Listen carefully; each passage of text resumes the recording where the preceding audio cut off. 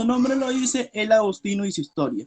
Eso es lo que vamos a plantear, que está organizado este evento, tanto por el colectivo como la Escuela de Acción de Cambio, que es un espacio que hemos desarrollado para poder capacitar a los jóvenes a raíz de ello. Todavía nos falta impulsar un poco más, pero este es el primer paso. Este taller charla para que todos los agustinianos y los que hemos podido entrar hoy en día y los que puedan ver en algún futuro este video de esta charla puedan conocernos.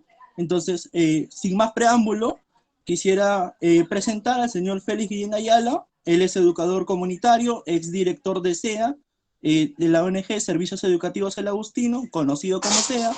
Es coordinador regional de la Mesa de Concentración para la Lucha contra la Pobreza de Lima Metropolitana y es el actual responsable de la Escuela Agusti Barrio, que está impulsada por la ONG SEA.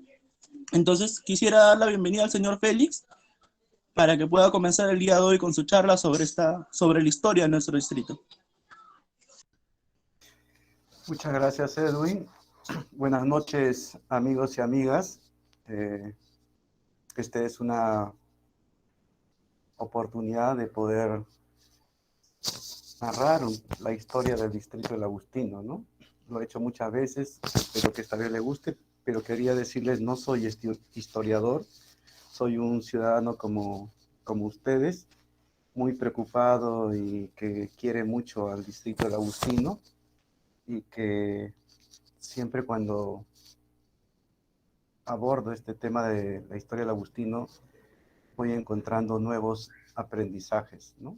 Y voy también conociendo otras partes de la historia del distrito del Agustino, ¿no? Porque hay personas pues que también han vivido momentos bastante difíciles que a veces uno no lo ha conocido, ¿no? A veces considero de que al narrar la historia del Agustino es como algo testimonial, ¿no? Porque gran parte de mi vida le he pasado aquí. Entonces, sin más preámbulos, voy a pasar a contarles un poco la historia del distrito del Agustino. Luego podemos conversar sobre esta historia, sobre cosas que ustedes también seguramente conocen. Y al final voy a proyectar un video de estos tiempos, ¿no? Cómo la gente mantiene todavía toda esa tradición, esa cultura de resistencia, de lucha, ¿no? Por la vida. Entonces, Edwin, ¿me puedes dar el pase, por favor? Para mostrar el video. Claro, sí. Ya. Bueno, se ve, ¿no? Ya, muy bien, disculpe. Bueno, quiero dedicar esta presentación sobre la historia del Agustino a dos personas que han fallecido este año. A Donato Calderón Alcántara, que es promotor cultural, uno de los impulsores de la Clínica de los Sueños, a lo que también le llaman la Pampita, ¿no? Un trabajo que viene desarrollándose hace varios años con niños, niñas y adolescentes, ¿no? Y va a ser siempre bien recordado, ¿no? En el corazón del distrito. Y otra persona que ha fallecido hace poco, que es el señor Nemesio Menéndez Sotomayor, ex dirigente de la tercera zona, tuvo un protagonismo bien importante durante la remodelación. Él vino de Huancayo, Junín, en búsqueda del progreso aquí en Lima, y fue representante de los pueblos jóvenes del Agustino en un evento que se realizó en Alemania. Entonces tenemos dos personas que han sido amantes de nuestro distrito. Bueno, ahora, después de mencionar a estas dos personas que los conocí de manera cercana, voy a contarles sobre el Agustino, ¿no? Es una breve historia, de hecho que no va a estar todo lo que quisiéramos, pero por lo menos son referencias de cómo ha ido desarrollándose el proceso de vida del distrito del Agustino. Entonces, más o menos es de 1947 al 2021. Es un mapa antiguo del Agustino, ¿no? Está bastante gordito, que ha sido antes de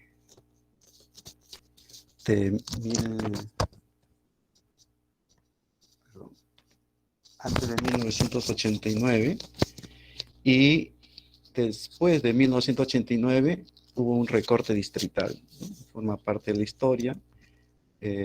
Luego esto lo voy a explicar más adelante, pero pueden ver que antes fue un poco más grande el Agustino y luego hubo un recorte. ¿Cómo empieza la historia del Agustino? Pues empieza con la parada en 1945. La parada era el último paradero de los transportes provinciales de la zona centro y sur, ¿no? Lo de la carretera central, de la Sierra Centro de Ayacucho, Huancavelica, Junín, ¿no? Y aquel tiempo, según el censo de 1940, existían 661.000 habitantes en Lima, ¿no? Hoy somos 10 millones de habitantes. Miren cómo ha crecido tremendamente, ¿no? Si ustedes ven las imágenes se van a dar cuenta que son personas de provincia, ¿no? Comerciantes que venían a vender sus productos, tanto de los mayoristas como los minoristas también, ¿no? Y se produce una primera invasión en Lima Metropolitana, en el Cerro San Cosme, ¿no? En 1946, que eran trabajadores informales de la parada, ¿no? Habían ahí cargadores, vendedores de emolientes, etc. Y hubo un enfrentamiento con la policía y donde muere una señora, Margarita Vargas, que hoy lleva su nombre una de las calles del Cerro San Cosme, ¿no? Y hacia el frente, pues, estaba el cerro del antiguo Agustino, ¿no? Y que por efecto justamente de esa invasión en el Cerro San Cosme es que se producen nuevas invasiones, ¿no? Y ahí ven la secuencia de invasiones que van apareciendo nuevos pueblos jóvenes, San Pedro de Ate, Santa Clara de Bellaluz, Cerro del Agustino, Santa Isabel Independiente y luego 7 de octubre, ¿no? Y con el correr de los años aparecen también nuevos barrios en la zona de laderas, ¿no? Hoy se dice que existen más de 30 asentamientos humanos en la zona de ladera del Agustino. Y la zona plana fue ocupándose de manera distinta, ¿no? Aquí habían yanaconas, que eran de familias asiáticas, y después progresivamente van apareciendo miles de migrantes en esta zona plana antigua, ya sea por alquiler, por traspaso, etcétera, que van ocupando esta zona plana antigua del Agustino y se forman 7 barrios, ¿no? O zonas, ¿no? Primera zona, segunda zona, tercera zona, cuarta zona, quinta zona y sexta zona, que tenían serios problemas de hacinamiento y tuburización, ¿no? Porque la migración no paraba. Y de hecho que van apareciendo también el nacimiento de nuevas generaciones. Y en 1947, cientos de familias evangélicas en la zona de la Ribera del Río invaden las áreas agrícolas y fundan los barrios de Betania y Canaán, ¿no? Bien curioso, ¿no? El nombre de Betania y Canaán, porque en la Biblia pues son la tierra prometida, ¿no? Y como ven, había problemas también de servicios básicos, ¿no? Y progresivamente van apareciendo nuevos barrios también en la zona de la Ribera. Ustedes conocen a Vicente Lo Bajo, Los Libertadores, Ansieta Baja, Las Palmeras, Socialistas, Talavera la Reina, entre otros. Entonces, toda esa margen, ¿no?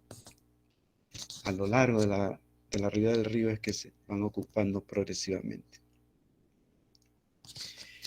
Y creo que una de las estructuras públicas importantes que aparece en 1949 es el Hospital Hipólito Unanue, ¿no? El clima en esta parte donde se construyó el hospital, pues era un clima seco, ¿no? Yo recuerdo que cuando era niño siempre le decían a la persona que tosía, te vas como le dicen, a Jauja, o te vas al Hipólito Unanue, ¿no? O Bravo Chico. Bravo Chico era un fundo, ¿no? En ese fundo es donde se construye este hospital, ¿no? Pero el propósito de la construcción de este hospital era para combatir la TBC, ¿no? Que había crecido en esos tiempos, ¿no?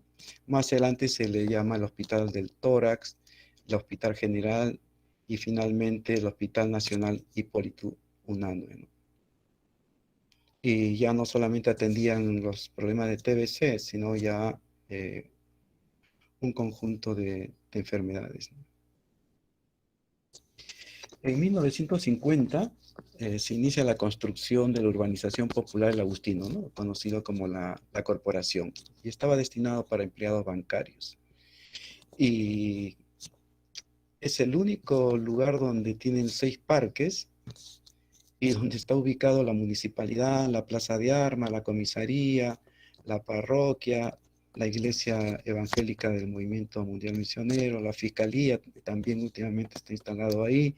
Hay decenas de colegios, hay comercios, hay servicios, entre otros, ¿no? Hay una dinámica económica bien interesante en esta zona, ¿no? Y aquí, en estas imágenes, nosotros podemos ver de cómo ha ido creciendo Lima, ¿no? Pero resaltar también que aparece en el año 1961 la ley 13517, ¿no? Al que le denomina la ley de barriadas, ¿no?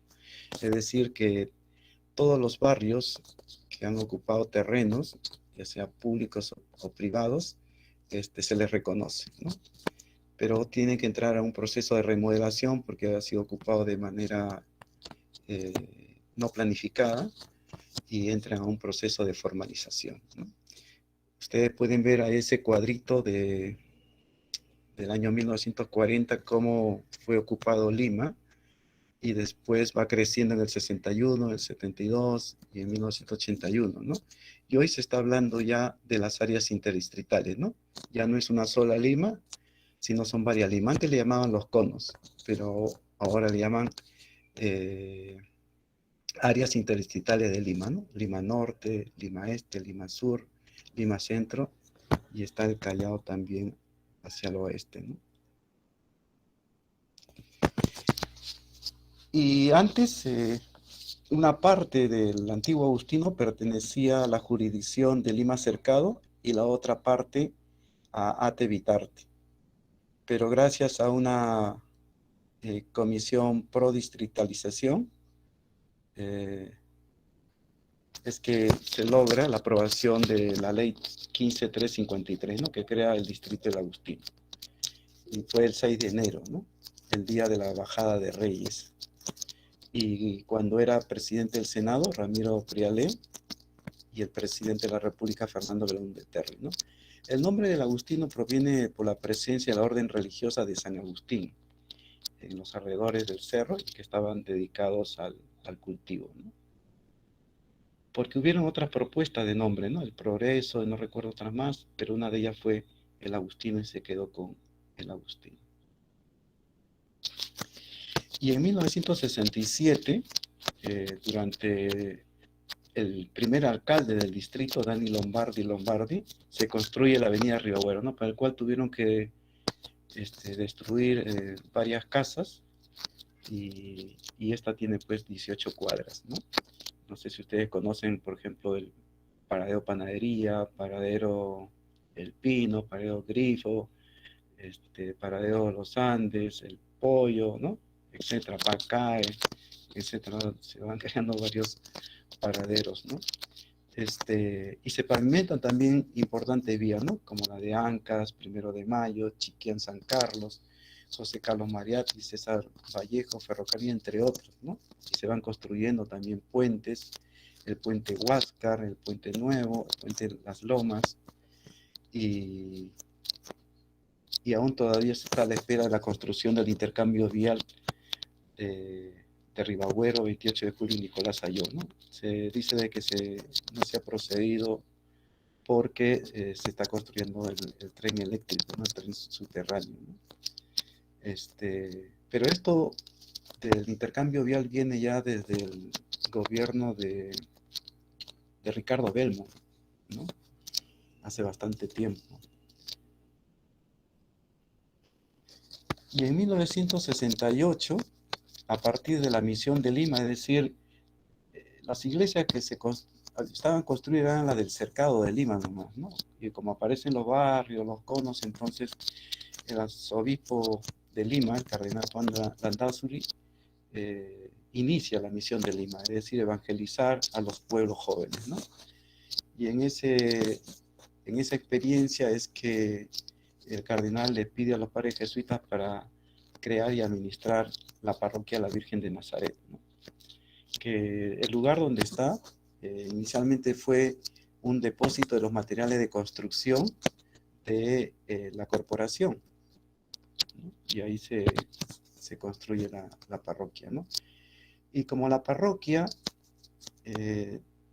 estaba preocupado por las demandas espirituales, pero sin embargo también tenían que atender las demandas sociales, entonces se vieron ya abrumados, rebasados en sus capacidades, entonces crean la CEA para que pueda atender las preocupaciones sociales. Y CEA pues es una institución de educación popular. Y en los años sucesivos también aparecen otras iglesias, ¿no? De otras confesiones, aparecen también ONG como Senca, Oscar de Perú, Sendit, entre otros, ¿no? Hoy en día, pues, en el distrito del Agustino, hay 4 parroquias, ¿no? Está la parroquia de la Virgen de Nazaret, la parroquia del Cercado de Lima, la parroquia Santa Magdalena Sofía de Bará, que está por San Pedro, y la parroquia la Virgen de Guadalupe, que está en Villahermosa. Entonces hay 4 parroquias en el distrito atendiendo a la población, ¿no? En el año 1972, ya durante el gobierno militar de Juan Velasco Alvarado, es que se inicia la remodelación, ¿no? La remodelación ha sido una especie de refundación, porque la parte plana que estaba ocupada era los pueblos adyacentes a las 18 cuadras de la avenida Río Agüero. Y pues habían callejones, por ejemplo, yo vivo en la 6ª zona, donde está el mercado Malache, habían 54 callejones, y no habían áreas comunales, y existían, o habitaban, perdón, 1.500 familias, y ese terreno, al entrar en un proceso de remodelación, es decir, un proceso de saneamiento físico legal, es que solamente podían ocuparlo 1.000 familias, y las otras 500 familias tuvieron que ir a Nocheto, ¿no? Y así fueron pasando en estas zonas este proceso de remodelación. Por ejemplo, de la primera zona, sus excedentes constituyeron el pueblo joven Huáscar. Lo de la segunda zona, lo que le llaman Héroes del Pacífico. De la tercera zona, María Herrera Costa. La cuarta zona no necesitó un terreno adicional para sus excedentes, porque dentro de su propio terreno es que alcanzó para todo, pero para ello tuvieron que invadir una empresa.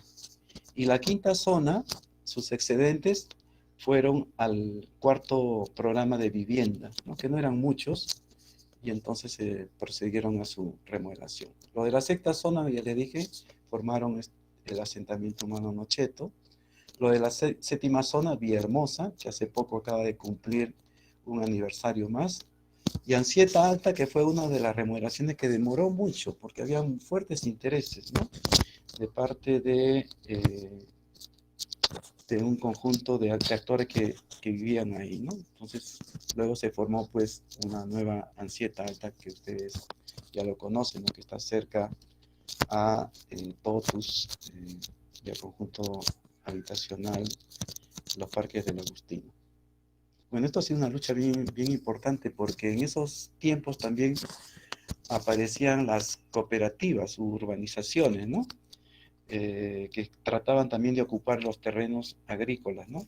Que estaban pensados más bien para expansión del distrito. Entonces, por eso que luego aparecen cooperativas como la cooperativa Huancayo, Primavera, San José,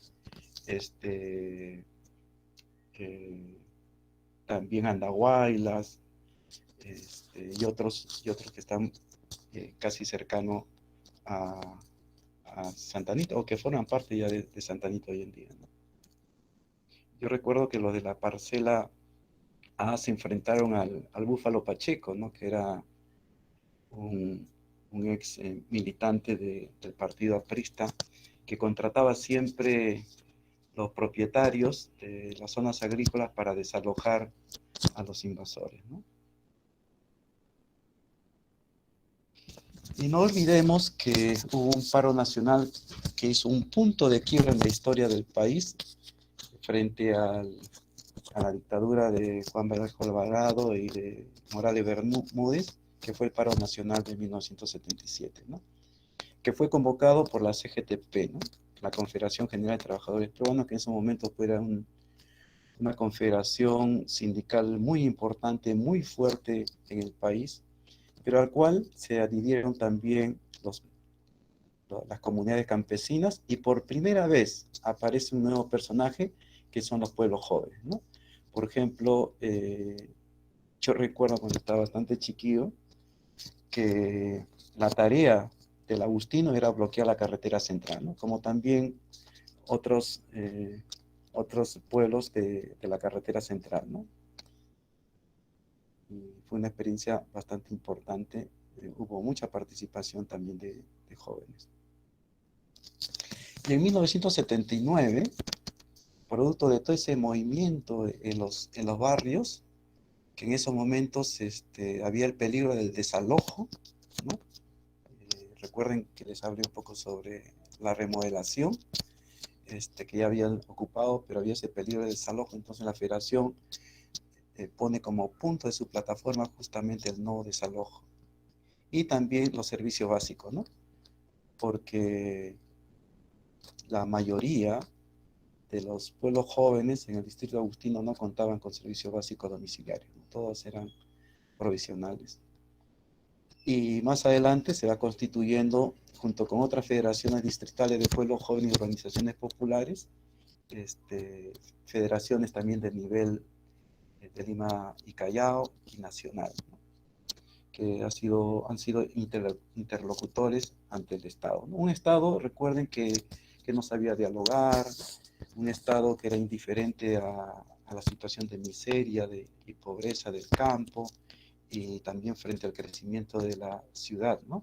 Recuerden que en esos tiempos el 54% de la población peruana era pobre. Y en ese mismo año, producto de la hiperinflación económica, el cierre de fábricas y los despidos masivos, surgen los comedores populares autogestionarios como una alternativa frente al hambre, ¿no? El primer comedor se creó en la segunda zona. Ahí había una comunidad cristiana que uno de los hijos de los integrantes de esta comunidad había muerto por desnutrición crónica, ¿no? Y entonces ellas reflexionan y dicen que siempre nos hemos dedicado a la vida espiritual, pero ahora tenemos que atender también los asuntos sociales, ¿no? Y entonces crean. Fue un comedor parroquial. Luego aparecen otros comedores parroquiales 5, y producto de esta experiencia van apareciendo comedores en los pueblos jóvenes. Entonces, para no hacer distinción, es que acuerdan todas ellas llamarse comedores populares autogestionarios, ¿no? Y crean una central distrital, y esto también se da en otros distritos, y crean la Federación de Mujeres Comedores Populares, ¿no? De Lima Metropolitana. El CONAMOVIDE es una federación de carácter nacional. En la FEMOPAL ha estado la señora Rosa Canto como secretaria general a nivel de Lima Metropolitana. Y hoy en día está Relinda Sosa como presidenta de CONAMOVIDE. O sea, hemos tenido señoras que han trascendido en realidad el territorio local, ¿no? Incluso Relinda Sosa participa en eventos de carácter internacional, ¿no? En Malasia, en Canadá, en muchos lugares ha recorrido, ¿no? Y toda esta experiencia logró, pues, la aprobación de la ley de comedores populares, ¿no? Que, por cierto, solamente cubre el 17% de los gastos diarios para la preparación de los alimentos. El resto es autofinanciado, ¿no? A diferencia de los clubes de madres. Los clubes de madres sí están financiados en su totalidad, incluso pagan también una pequeña dieta, podríamos decir, a las señoras que preparan los alimentos. No, tampoco hay que olvidarnos del inicio de la lucha armada de Sendero Luminoso, que fue en Chuchi, Ayacucho, en 1980, que de acuerdo al informe de la Comisión de la Verdad, ocasionó 70.000 víctimas, la mayoría responsabilidad de Sendero Luminoso, pero también hubieron pérdidas en infraestructura por miles de millones de soles, ha causado traumas, grandes daños psicológicos a la población, y el 40% de las víctimas son quechohablantes, ¿no? Han sido los más afectados. Y estos actos de terrorismo de Sendero Luminoso y del Estado, pues se generalizó en todo el país hasta el año 2000, ¿no? Hace poco ha fallecido Abimael Guzmán, uno de los grandes responsables de estos actos terroristas, ¿no? Y en 1984, siendo alcalde el doctor Alfonso Barrante Lingán, a quien le decían el tío Frejolito, ¿no? Un militante de Izquierda Unida, se crearon miles de comités de vaso de leche en los distritos populares. Y este conjunto de vasos de leche que se fue creando en los distritos de Lima Metropolitana, porque la promesa electoral del tío Frejolito fue pues 1 millón de vasos de leche, ¿no? Recuerden que ya la desnutrición crónica infantil había crecido, ¿no? Por eso aparecen los comedores, y entonces ahora aparecen, producto también de la experiencia de los comedores, los comités de vaso de leche, ¿no? Y se forjan organizaciones de carácter distrital, metropolitano y nacional, y logran incidir en la aprobación de la ley del programa social del vaso de leche, ¿no? Y en 1985, que fue el Año Internacional de la Juventud, se promueve los primeros Juegos Florales del Agustino. Participaron un conjunto de organizaciones juveniles y artísticas, y el concurso era pues en estos géneros de canto, poesía, cuento, dibujo, pintura, escultura, y también el mundialito de fulbito, ¿no? Fue una cosa bien impresionante porque se salía a las calles, se hizo también todo un ciclo en el cine Ribagüero, con películas bastante interesantes, ¿no? Fue una experiencia importante para los jóvenes, aportando a la cultura y al arte del distrito, ¿no? Y en 1987, durante el gobierno del exalcalde Jorge Quintanilla de Izquierda Unida, se diseñó e implementó el proyecto de las microáreas de desarrollo, ¿no? Le llamaban las MIADAS, pero partía de la experiencia de la UDMIR, porque la UDMIR había logrado articular a todos los pueblos, que en esos momentos eran como 14 o 15 pueblos, y que tenían toda una central, tenían todo un movimiento y objetivos comunes, ¿no? Y las MIADES, hay que reconocer que ha tenido un enfoque territorial, ¿no? Porque hubieron 8 MIADES, ¿no? Por eso que aún todavía se mantienen algunos nombres, ¿no? Zona Plana, José Carlos Mariátegui, 1 de Mayo, la Ribera del Río, Tupac Amaru, donde está la vía del tren, y otros, ¿no? Y la idea era un poco descentralizar la política y economía municipal, ¿no? En esos tiempos se hablaba, pues, frente a la indiferencia del Estado, crear los gérmenes de poder popular, ¿no? Es decir, el autogobierno, el cogobierno, ¿no? Y para ello contó con el apoyo de la Comisión Técnica de Intercentros, ¿no? Eran ONGs que trabajaban en el Agustino, se juntaron y formaron el CETIC, ¿no? Para darle un soporte técnico a este proceso. Pero solamente llegó hasta el año 1991 porque lamentablemente la municipalidad quiso corporativizar a las MIADES, al gobierno municipal, ¿no? Y con lo cual perdían pues su autonomía. y por otro lado también sectores de izquierda se mostraban muy en desacuerdo con este proyecto, que creo que habría que revisar. Hay un libro que publicó SEA, que es del actual director, Fernando Romero, que habla sobre las microredes de desarrollo, ¿no? Cómo se inició, cuál ha sido su proceso y por qué fracasó, ¿no? Pero hay elementos todavía de ahí que es importante recogerlo para estos tiempos. En 1989, ante la crisis económica y los asesinatos de un trabajador del programa eh, de apoyo temporal, ¿no?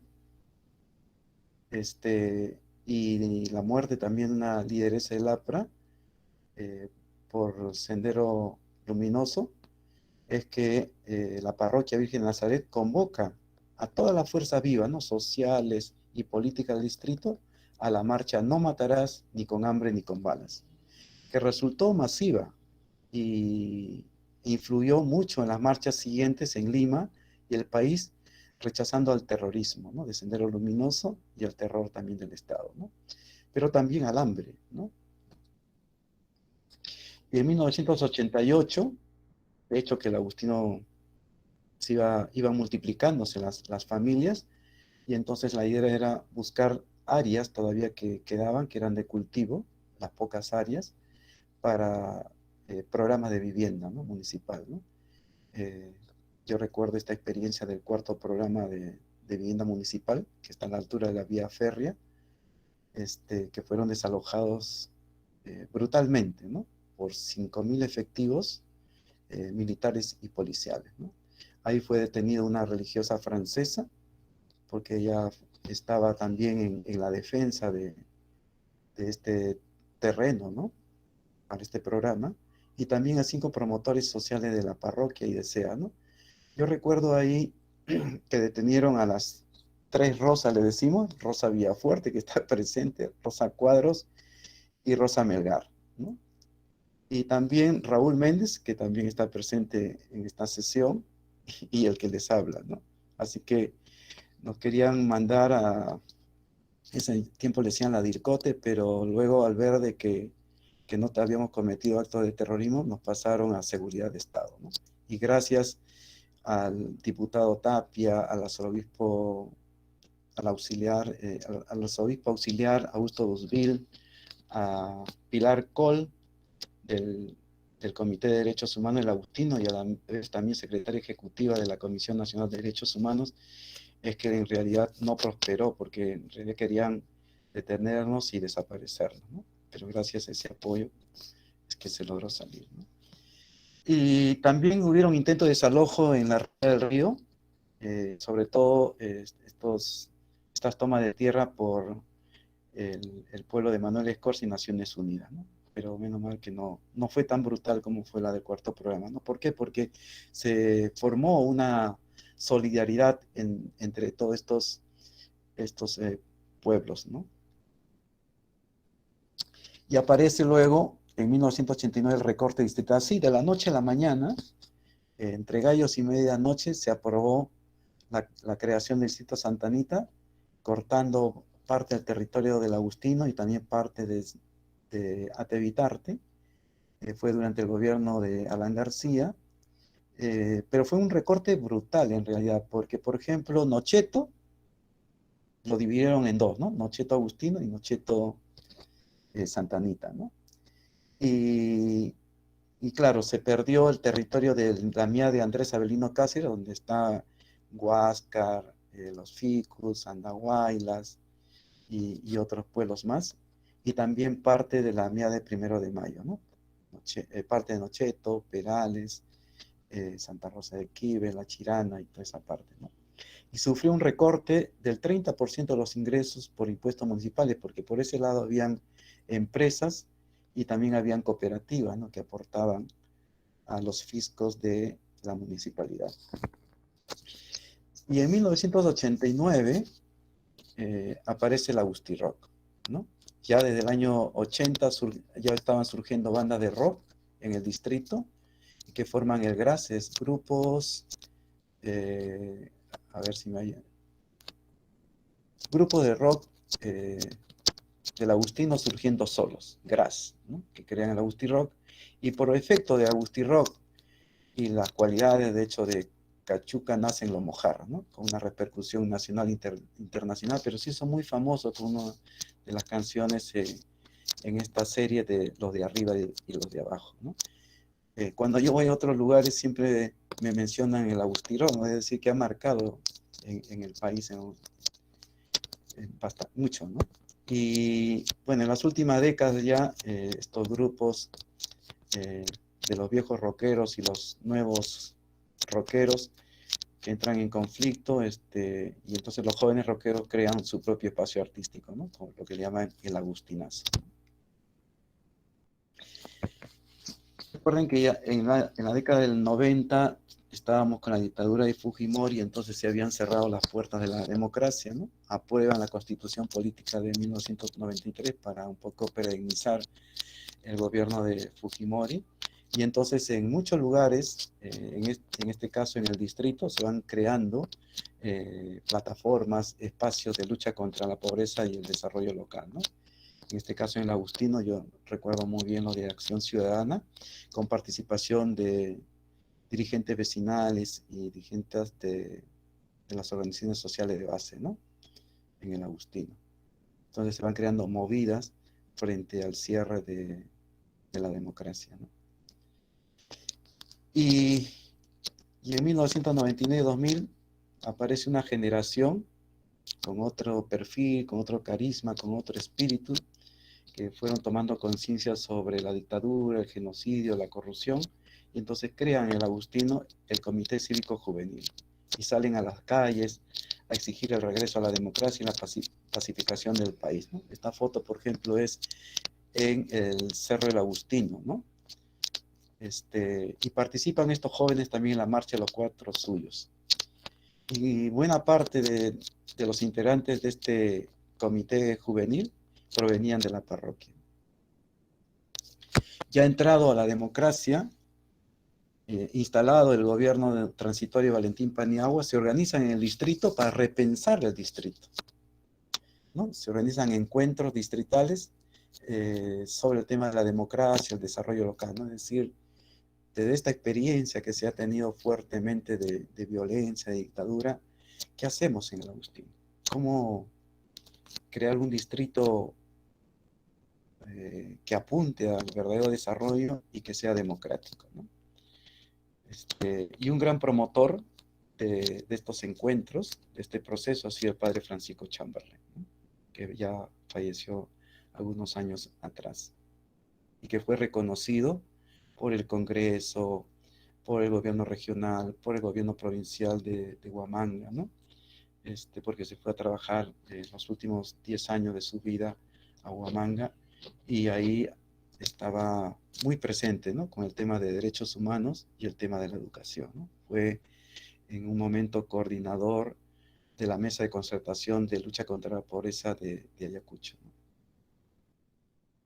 Y en el 2002, que fue un año electoral, se promueve y se firma el pacto de gobernabilidad, donde lo firmaron todos los candidatos y en la que salió triunfante de esas elecciones el alcalde Víctor Salcedo Ríos, ¿no? Fue su primer gobierno.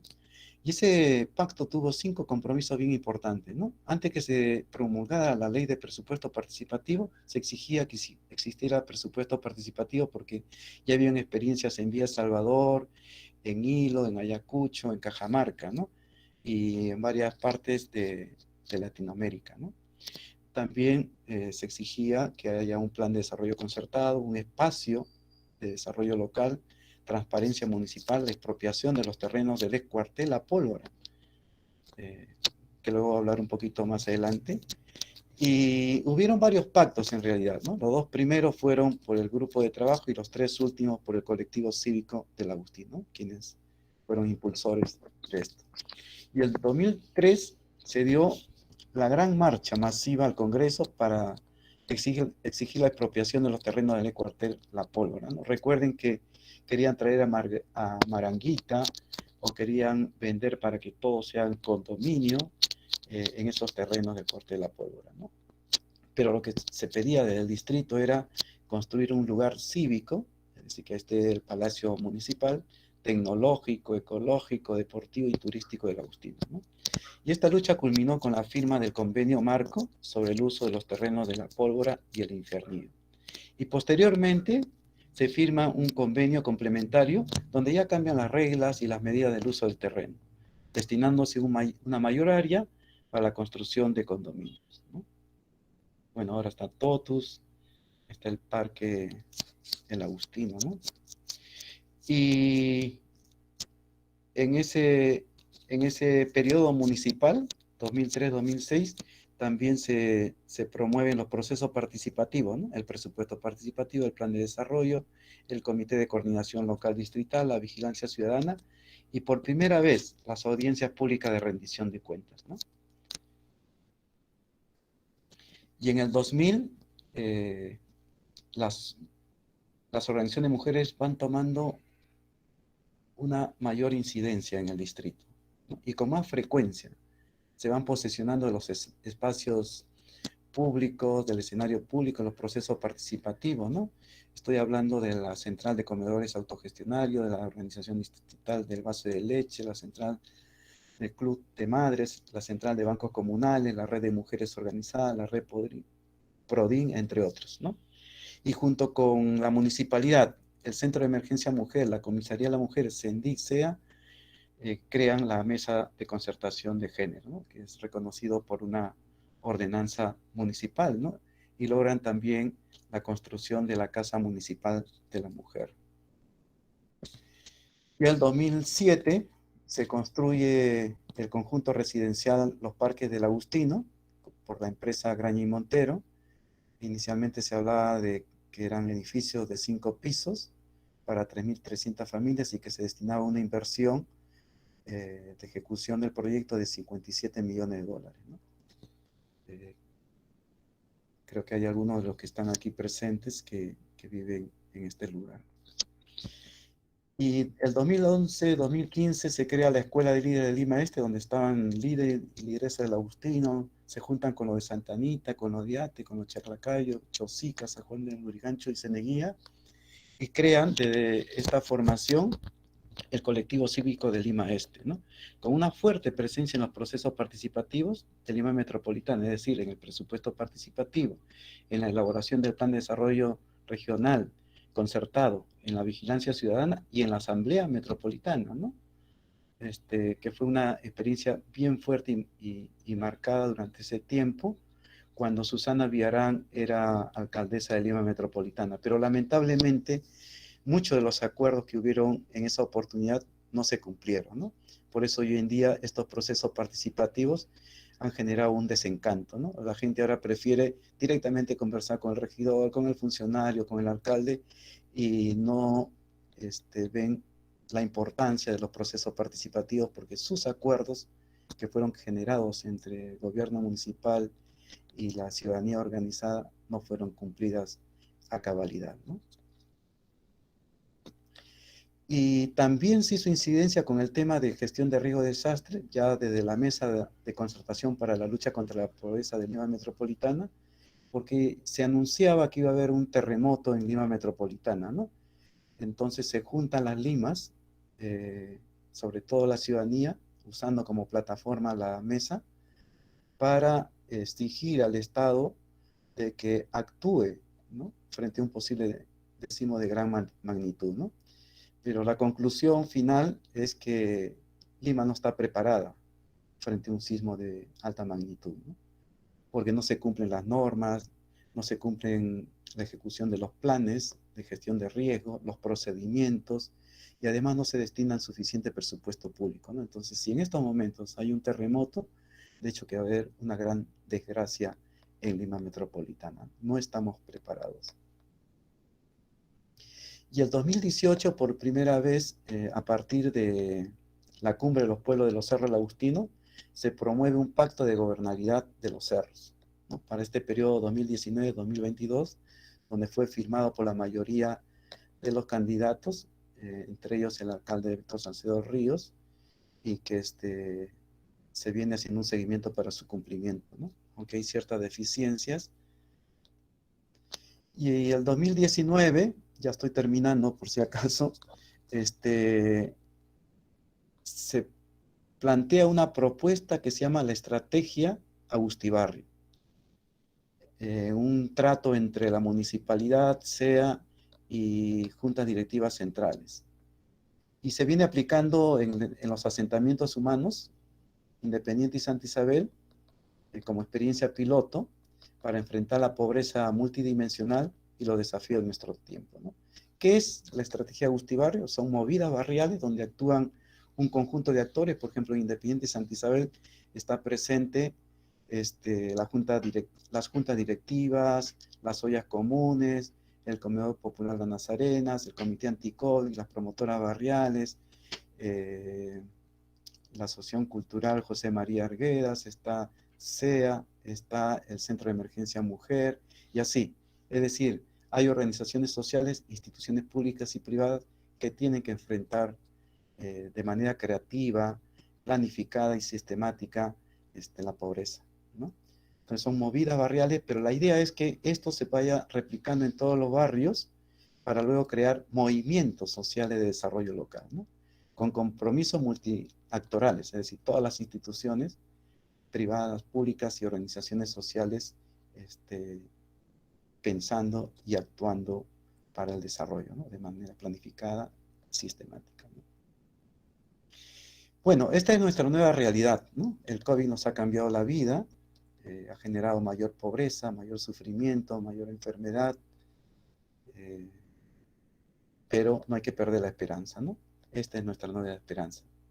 Son la nueva generación que también contribuye al desarrollo y quiere tener un barrio sano, saludable, seguro, ecológico, emprendedor, ¿no? Y culto también, ¿no? Eso es, amigos.